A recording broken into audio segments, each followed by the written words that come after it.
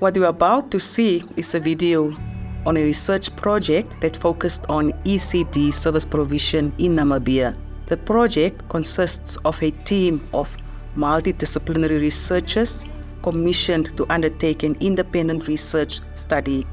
We are a partnership between the University of Namibia and the University of Bristol, and we wanted to understand the Perivoli School Stress Program and its wider social impact on people's lived experiences in the community.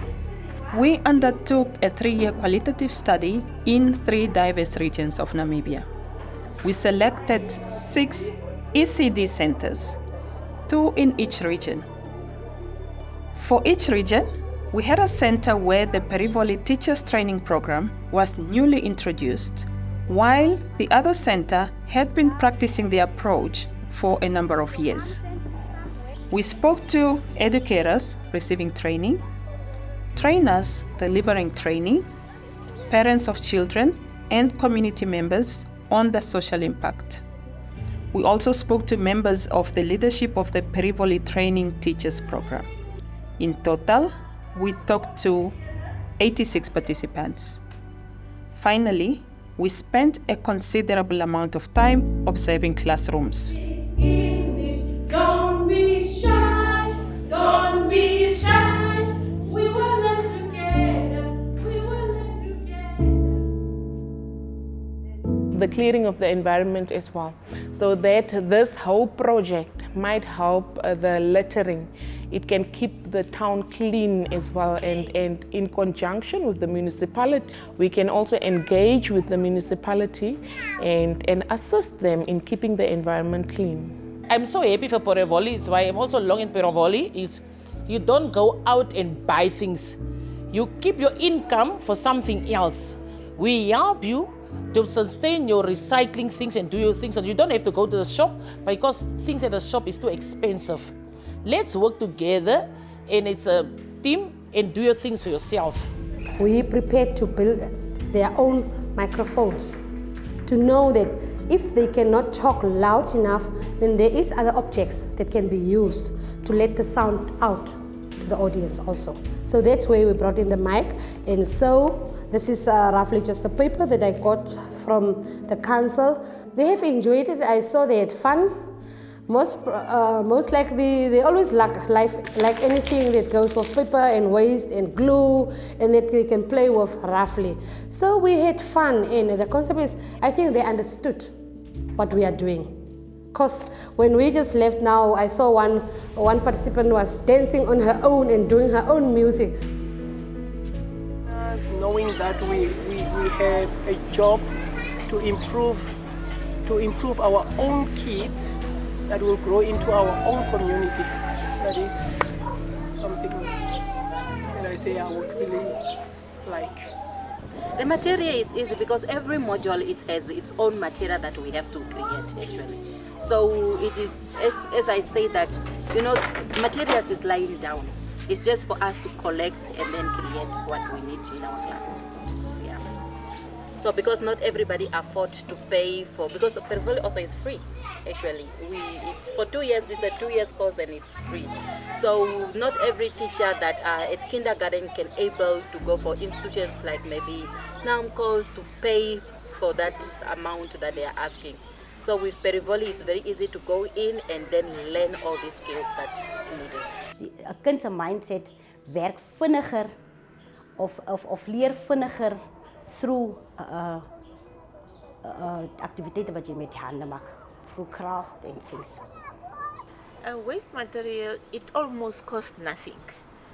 For vulnerable communities, really, it helps so much for the teachers that really, when they are in the classroom, from nothing, they made something for teaching purposes.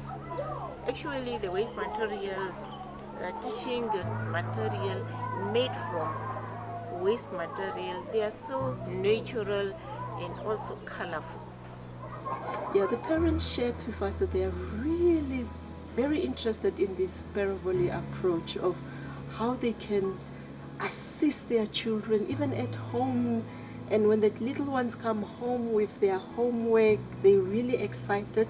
So they would want Perivoli to perhaps also look into how they can empower the parents by also providing training to them for them to better understand this approach and be able to assist the little ones even more at home. Yeah, it is impactful because I would say they are saving a lot of money.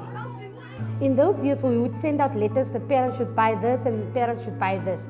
But now in this case, you just ask the parent to bring you an empty carton box that they will find at their work or that is already thrown out, or old newspapers that they finished to read, or even their bosses finished to read, because most parents don't buy newspapers. So maybe the place where the parent is working, the owner is reading a lot of newspapers. So rather than throwing it away, she makes it useful to us, because then they say, oh, it works a lot. It's working a lot for them, because she doesn't need to buy something for the child to use at school. She rather bring just a waste newspaper that is already written to bring, and the teacher can use it, make it useful in the class also. The school allows both kids with special needs and kids without special needs to see that you can't really differentiate, because both of the kids, those groups, are doing the same work. The difference is the kids with a special need will have more patients to be dealt with them rather than the other kids. But that does not make a child less more important than the other. We should more emphasize on the education that they receive and for them to have a brighter and better future ahead. Actually, what I've noticed there is they are more into playing, learning whilst they are playing. That is the strategies that they mostly use there. So they keep the children busy whilst playing with them, and whilst playing they are also being taught. So what I've noticed there is they are using waste material like milk boxes, egg trays, and even the shells themselves. So they are now, for instance, if they do the environmental studies, they will use the egg shells, put in a little bit of sand, and then maybe a bin or something with the assistance of the parents as well. Then they will use the trays and the boxes, like I explained the other day. They will build vehicles with that, like vehicles, donkey carts and stuff. And what I've also noticed is that the kids feel very valued because they can contribute towards something, and that makes them really feel proud of themselves. It's sort of an encouragement also. Some interesting findings emerged, and these were grouped under 5 main themes: quality of teaching and provision, environmental agenda, capacity building and sustainability, parental involvement, as well as health-related matters. The findings highlight the clarity and guidelines on classroom management. That came out very strong. The educators were appreciative of the fact that they could learn skills, and they felt very confident in producing educational toys for various activities, for various lessons, be it numeracy, literacy, religious courses, and environment, more especially on the environment. Children that have gone through the program could excel at primary school than those that did not. They could demonstrate strong numeracy skills and as well as literacy skill. And naturally, they were just confident how they conducted themselves. They had better social skills than those that didn't go through this program. The project found that there was a strong sense of environmental awareness that has come through the program. Children were making their parents aware at home, asking for waste material to take to school, and also teachers communicated to their parents to bring the waste material that they could have otherwise thrown in the bin and got disposed of.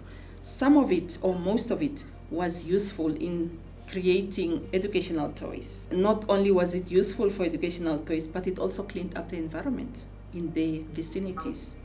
It made them aware how important it is to clean up the environment and how useful the waste material could be, and also the fact that they did not have to spend money on teaching resources.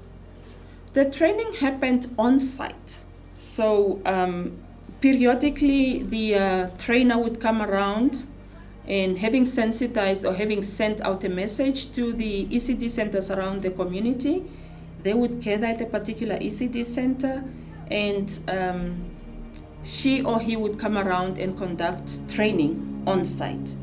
That reduced cost in terms of transportation, in terms of hiring of a venue, and in most cases the trainer brought the waste material, knowing what he or she was going to teach on that particular day, and training would then be conducted. There is a module that talks to parental involvement, on strategies on how to involve parents in the children's education.